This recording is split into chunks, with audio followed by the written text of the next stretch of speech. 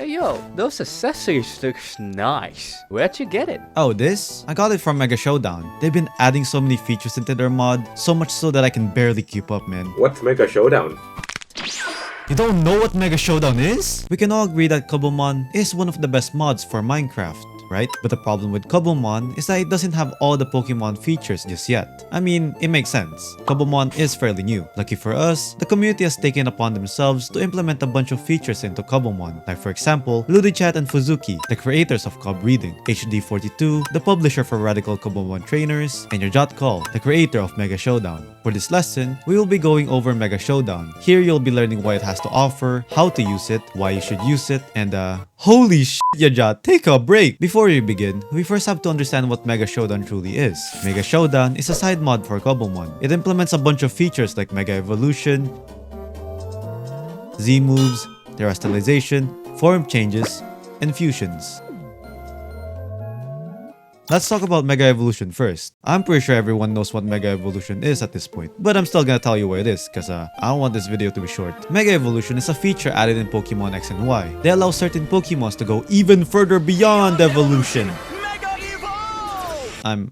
I'm not doing that again. All Pokemons that can Mega Evolve are given a huge amount of increase in their stats. The only problem with this is that you'll have to give up your Pokemon's held item slot.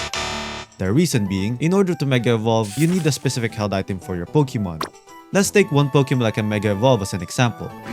Charizard here can Mega Evolve into Charizard X or Charizard Y. Oh yeah, I forgot to mention, some Pokemons, well 2 Pokemons, are able to evolve into 2 different Mega forms. More Charizard love, baby! Anyways, both Charizard forms have different strengths and abilities. Charizard X gets a bunch of physical attack and defense stat increase, while Charizard Y gets an increase for its special attack and special defense. Lastly, in order for you to Mega Evolve your Pokemons, you'll first need a Keystone and a Megastone. Lee. No, that's enough. I've used that joke in too many videos already. It's getting old, so don't ask it. No, I was just gonna ask how to get Keystones and Megastones. Oh, it's actually a good question. Also, what about Mega Gardevoir? To get Megastones and Keystones, you'll first have to get a wooden pickaxe, use that to get stones, then craft a stone pickaxe, collect some iron, craft an iron pickaxe, find some diamonds, dance for a bit, craft a diamond pickaxe, then we can begin. The reason on why you need to get a diamond pickaxe is because you won't be able to mine the items without it. Yeah, I tried. Where the fuck? Keystones are located in underground geode-like structures called Megaroids. They normally spawn between Y level -20 to -32. As for Megastones, they're in a similar structure as well. The main difference is that these Megaroids have other evolution stones inside it, and it's normally found between Y level -5 to -19. These structures are quite rare, but luckily, the developers are kind enough to make our life easier. Haha, guess I won't need this anymore. They've added a map that'll show you where those Megaroids are, and the only way to get these maps is by trading. Let me introduce you to this cartographer villager. Once this guy reaches level 3 trading, he'll then sell you a map that'll lead you to a Megaroid for a low cost of a Megastone. A Megastone.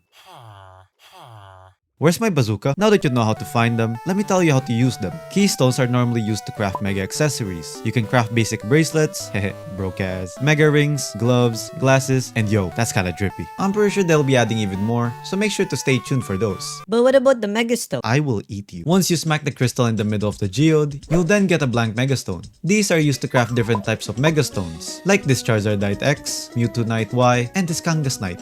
If you're worried about whether or not your favorite Mega is in the mod, well rest assured, because they have all 48 Mega Pokemons. How do we even Mega Evolve our Pokemons? I'm sorry, but it's too hard for you to do. But Professor, I'm ready. Are you sure? Yes, I am. Alright, listen up. First thing you have to do is equip your Keystone accessory in your trinket slot. Then give your Pokemon the specific Megastone that it needs. Look for a Pokemon or trainer to battle, start the battle, and once you go into the move section, you'll see a button on the bottom left. Click that button, then select the move, and finally, you've successfully Mega Evolved your Pikamin. You can also Mega Evolve outside of battle. Simply scroll down in your control settings, look for the Mega Evolve button, change that to whichever key you want, then press that specific key while your desired Mega Pokemon is outside of its Pokeball. Also, if you're getting this message and the game doesn't allow you to Mega Evolve any Pokemons, well rest assured because we have a quick and easy solution for that one. Just type in this command and that should ultimately fix it. Since you already understand how Megas work, let's move on to the next topic.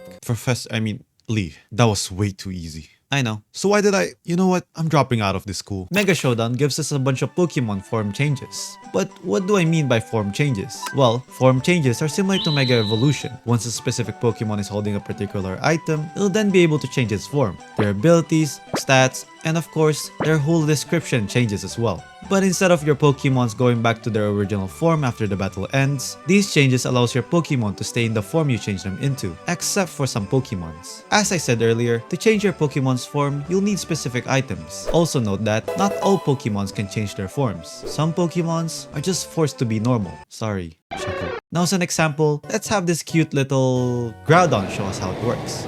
Groudon is a very big chunky ground type Pokemon. It has amazing stats and has an amazing ability. Speaking of which, Groudon has the ability Drought. It weakens water type moves by 50% and boosts fire type moves by 50% as well. Now once we give Groudon a red orb,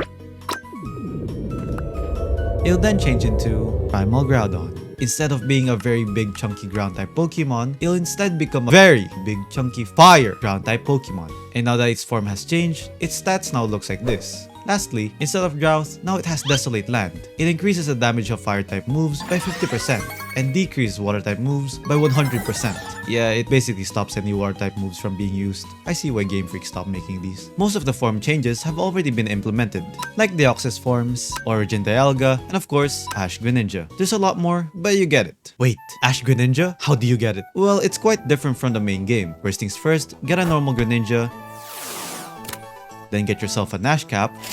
Also make sure to add this data pack so that you can actually craft it. Once you have both of those, you'll then have to give Greninja the Ash cap. Simply right click on Greninja while holding the Ash cap, then you'll see the heart particles pop out. That normally means that it worked. But Lee, it didn't even change its form. This is fake. You're so stupid. You're so dumb. So Listen Listen to me. Scam. I hate Please you. listen Liar. to me. Dumb, stupid, poopy head. Yeah, insult. The reason your Ash Greninja didn't change its form is because of its friendship level. If you weren't aware, all Pokemons have friendship levels. The more you walk, battle, and play with your Pokemons, the more this stat will increase. And in order for Greninja to be able to change its form, you'll have to increase its friendship to 255. Similarly, fusion could also be considered a type of form-changing mechanic. The difference between them is that fusion is done by combining two different Pokemons together. What the hell is even that? As I'm making this video, they currently have Ultra Necrozma, Black and White Kyurem, and Calyrex Shadow Rider and Ice Rider. To get Ultra Necrozma, you first need to get a Solgaleo or a Lunala, and of course, a normal Necrozma. Craft an End Solarizer if you have a Solgaleo, or an End Lunarizer if you have a Lunala. For this example, we'll use Solgaleo. With your Solarizer, right-click on Solgaleo. You'll then notice your Solgaleo disappear. But don't worry, Solgaleo isn't gone, but instead, it's inside your inside the Solarizer. Yeah, the Solarizer. Afterwards, use your Solarizer on Necrozma. This will give you a new Necrozma form. Then give it the Ultra Necrozma Z, go into battle with it, click the button on the bottom left, and finally, it'll transform into Ultra Necrozma. For Black and White Kyurem, you'll first need either a Zekrom if you want a Kyurem Black, or a Reshiram if you want a Kyurem White. Craft yourself a DNA Splicer, right-click on either Zekrom or Reshiram, then use that charged DNA Splicer on Kyurem. Lastly, in order to get Calyrex Rider, you'll need either a Spectrier if you're interested in Calyrex Shadow Rider, or a Glastrier if you want a Calyrex Ice Rider. Then, craft an item called Reigns of Unity, right-click on either Spectrier or Glastrier, use that item on Calyrex, then you're done. Now let's move on to the next Pokemon gimmick the Mega Showdown adds. Z-moves are gimmicks introduced in Pokemon Sun and Moon. They turn your normal Pokemon moves into moves only seen in Dragon Ball Z.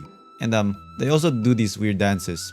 Yeah, I don't know how to feel about that. Basically, Z-moves changes your normal moves like, for example, Flamethrower into something even more powerful like Inferno Overdrive. Of course, it's not just limited to fire-type moves. Every type has a different Z-crystals. Some Pokemons even have their own specific Z-moves. Let me show you an example.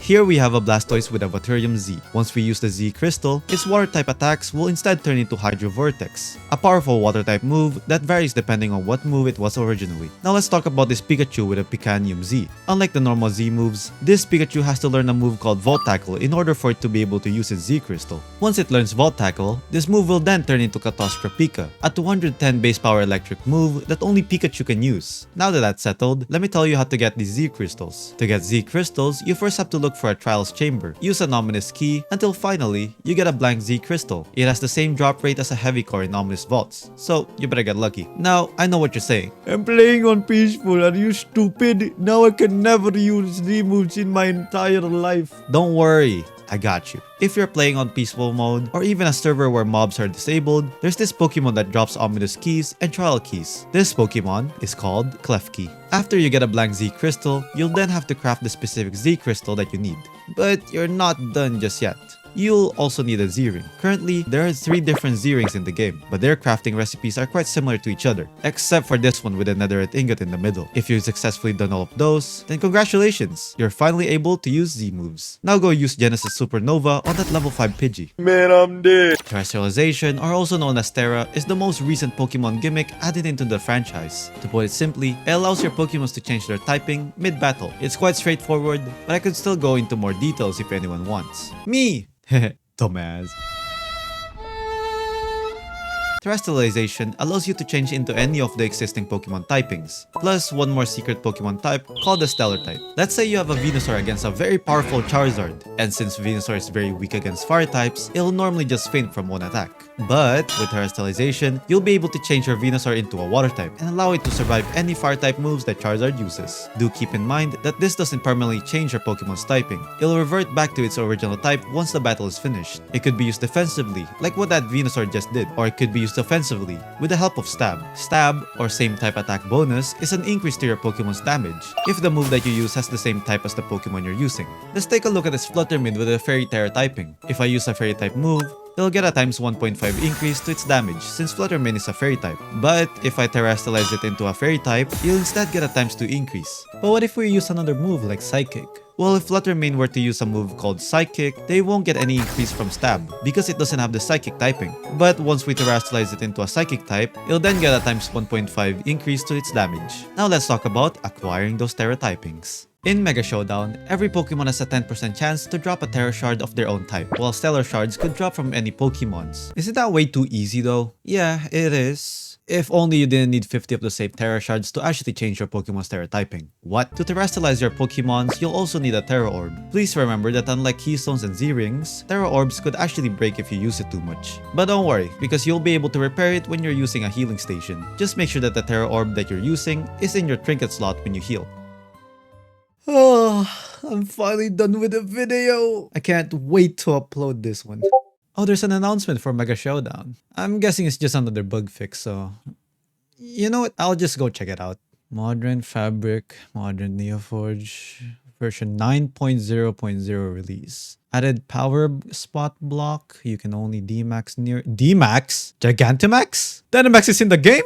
Dynamax, or Gigantimax, is a very balanced feature introduced in Pokemon Sword and Shield. It allows your Pokemons to go big for 3 turns, and once they become big, their stats will also get an increase. Well, mostly their HP, but you get the point. But that's not all. Once your Pokemon Dynamaxes, their moves will also change and get a massive amount of buff. Also keep in mind that all Pokemons can Dynamax, but only 32 Pokemons can Gigantimax. If you don't know what the difference between Gigantimaxing and Dynamaxing is, well, Gigantimaxing has their own unique models, their own moves, and it's only for specific Pokemons, while Dynamaxing only changes their size, has normal max moves, and all Pokemons can do it. Now let's begin by understanding the 3 main ingredients for Dynamaxing and Gigantimaxing. Max Mushroom is used to make Dynamax candies, and Dynamax candies are used to increase your Pokemon's Dynamax level. The more Dynamax candies you give your Pokemon, the more it increases their Dynamax HP. Max Mushrooms are also used to make Max Soup. This item will allow your Pokemon to Gigantimax if it's able to. Please note that Mega Showdown only has G-Max Pikachu for now. Next up is Max Honey. This item is only used for one thing, and that is to make Sweet Max Soup. Sweet Max Soup acts the same as a Max Soup. The difference being, Sweet Max Soup is only used for Urshifu. Both Max Mushrooms and Max Honeys are located in Lush Caves. Well, that's the plan for the future updates at least. Lastly,